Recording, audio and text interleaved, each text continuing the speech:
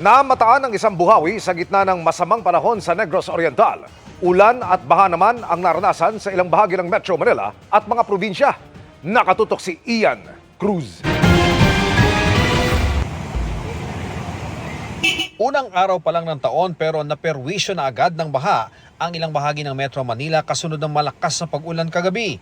Sa Valenzuela City, marami ang stranded nang nagmistulang ilog ang kalsada pasado alas 7 kagabi. Sa isang gasolinahan naman sa Karuhatan, animoy naging swimming pool. Sa ibang lugar, umabot pa na hanggang dibdib ang baha. Sa Navotas, bumaha rin sa ilang kalye kasabay ng buhos ng ulan. May mga binaharing kalsada sa Quezon City tulad sa Commonwealth na halos wala nang maaninag ang mga motorista dahil sa lakas ng ulan. Nakaranas din ng masamang panahon sa iba pang bahagi ng lungsod. Kanina umaga, kulay putik na baha naman ang naranasan sa mga bayan ng Victoria at Nauhan sa Oriental Mindoro kasunod ng pag-ulan. Ayon sa Pag-asa, shear line o ang pagsasalubong ng mainit at malamig na hangin ang nagpaulan sa Metro Manila at iba pang bahagi ng Luzon at Visayas.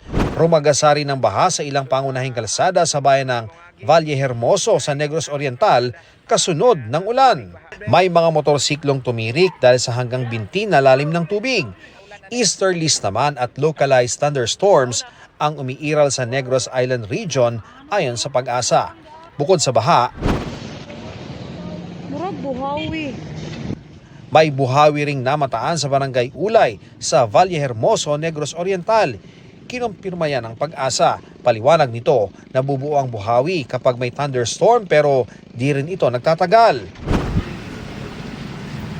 Sa Tagaytay, Cavite, halos zero visibility naman ang mga kalsada sa kapal ng fog sa Barangay Dapdap West kaninang umaga. Maraming sasakyan ang nagbukas na ng hazard at fog lights para iwas aksidente. Nagpaalala rin ng mga otoridad sa mga motorista na mag-ingat sa pagmamaneho dahil sa madulas ang kalsada, bunsod ng ambon at moisture na mula sa hamog. Ayon sa mga residente, karaniwan nilang nararanasan ang makapal na fog tuwing unang bahagi ng taon dahil sa amihan. Para sa GMA Integrated News, Ian Cruz, nakatutok 24 oras.